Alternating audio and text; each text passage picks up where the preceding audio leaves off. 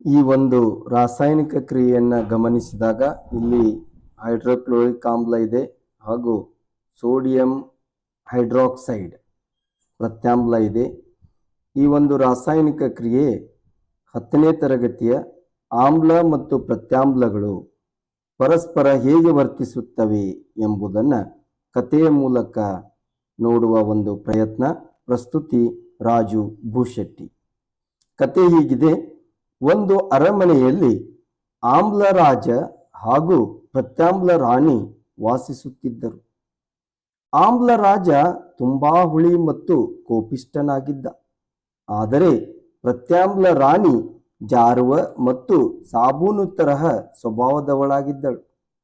ಇಬ್ಬರೂ ಕೂಡ ಸಣ್ಣ ಪುಟ್ಟ ವಿಷಯಕ್ಕೆ ಜಗಳಾಡುತ್ತಿದ್ದರು. ಒಂದು ದಿನ ಜಗಳ ವಿಕೋಪಕ್ಕೆ ತಿರುಗಿ ಆಮ್ಲ ರಾಜ ಅರಮನೆಯ ಮುಂದಿನ ಕೆರೆಯ ನೀರನ್ನು ತುಂಬಾ ಹುಳಿಯಾಗಿಸಿ ಯಾರೂ ಕುಡಿಯದಂತೆ ಮಾಡುವೆ ಎಂದು ಗುಡುಗಿದ. ಈ ಮಾತನ್ನು ಕೇಳಿದ ಪ್ರತ್ಯಾಮ್ಲ ರಾಣಿ ತಾನು ಯಾವುದಕ್ಕೂ ಏನೂ ಕಡಿಮೆ ಇಲ್ಲ, ನೀವು ಅರಮನೆಯ ಮುಂದಿನ ಕೆರೆಯ ನೀರನ್ನು ಹುಳಿಯಾಗಿಸಿದರೆ ನಾನು ಅರಮನೆಯ ಬಾವಿಯನ್ನು ತುಂಬಾ ಕಹಿಯಾಗಿಸುವೆ ಎಂದು ಅವಳು ಕೂಡ ಸಿಟ್ಟಿನಲ್ಲಿ ಹೇಳಿದಳು.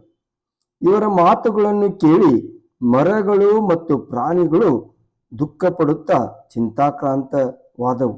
ಏಕೆಂದರೆ ನೀರಿನ ಮೂಲ ಅದು ಹಾಳಾಗಿ ಹೋದರೆ ತಾವು ಹೇಗೆ ಬದುಕುವುದು ಎಂಬ ಚಿಂತೆ ಅವುಗಳನ್ನು ಕಾಡತೊಡಗಿತ್ತು. ಆಗ ತಕ್ಷಣ ಅರಮನೆಗೆ ಬಂದ ಒಬ್ಬ ವಿಜ್ಞಾನಿ ಇಬ್ಬರಿಗೂ ಒಂದು ಸಲಹೆ ನೀಡಿದ. ನೀವು ಜಗಳ ಮಾಡೋದನ್ನ ಬಿಡಿ, ಒಟ್ಟಿಗೆ ಸೇರಿದರೆ ಒಳ್ಳೆಯ ಕೆಲಸ ಮಾಡಬಹುದು ಎಂದರು ಆ ವಿಜ್ಞಾನಿ. ಈ ಮಾತನ್ನು ಕೇಳಿ ಆಮ್ಲ ರಾಜ ಮತ್ತು ಪ್ರತ್ಯಾಮ್ಲ ರಾಣಿ ಆಶ್ಚರ್ಯಪಟ್ಟರು. ನಂತರ ವಿಜ್ಞಾನಿ ಇಬ್ಬರನ್ನು ಒಂದು ಮಾಯಾಪಾತ್ರೆಯಲ್ಲಿ ಸೇರಿಸಿದರು. ಆಗ ಅದ್ಭುತವೊಂದು ಕಾದಿತ್ತು. ಆಮ್ಲ ರಾಜನ ಹುಳಿತನ ಮಾಯವಾಯಿತು ಮತ್ತು ಪ್ರತ್ಯಾಮ್ಲ ರಾಣಿಯ ಕಹಿತನವೂ ಕೂಡ ಮಾಯವಾಯಿತು. ಸ್ವಲ್ಪ ಉಷ್ಣವೂ ಕೂಡ ಹೊರಬಂದಿತು. ಹೊಸದಾದಂತಹ ಶಾಂತ ಪದಾರ್ಥಗಳು ಹುಟ್ಟಿದವು. ಅವುಗಳೆಂದರೆ ಲವಣ ಮತ್ತು ನೀರು ಉದ್ಭವವಾದವು. ಅರಮನೆಯಲ್ಲಿ ಸಡಗರವೋ ಸಡಗರ, ಹಬ್ಬದ ಸಂಭ್ರಮ ಉಂಟಾಯಿತು. ಆಗ ವಿಜ್ಞಾನಿ ಹೇಳಿದರು, ಆಮ್ಲ ಮತ್ತು ಪ್ರತ್ಯಾಮ್ಲ ಈ ಒಂದು ರಾಸಾಯನಿಕ ಕ್ರಿಯೆಯನ್ನು ನಾವು ಗಮನಿಸಬಹುದು. HCl ಆಮ್ಲ, NaOH ಪ್ರತ್ಯಾಮ್ಲ. ಆಮ್ಲ ಮತ್ತು ಪ್ರತ್ಯಾಮ್ಲ ಒಂದಕ್ಕೊಂದು ಪ್ರತಿಕ್ರಿಯಿಸಿ ತಮ್ಮ ಗುಣಗಳನ್ನು ಕಡಿಮೆ ಮಾಡಿಕೊಳ್ಳುವುದರ ಜೊತೆಗೆ ಇಲ್ಲಿ ನೋಡಬಹುದು ಸೋಡಿಯಂ ಕ್ಲೋರೈಡ್ ಇದೊಂದು ಲವಣ, ನಂತರ H2O ನೀರು ಬಿಡುಗಡೆ ಆಗುತ್ತದೆ. ಇದನ್ನೇ ನಾವು ತಟಸ್ಥೀಕರಣ ಕ್ರಿಯೆ ಎಂದು ಕರೆಯುತ್ತೇವೆ.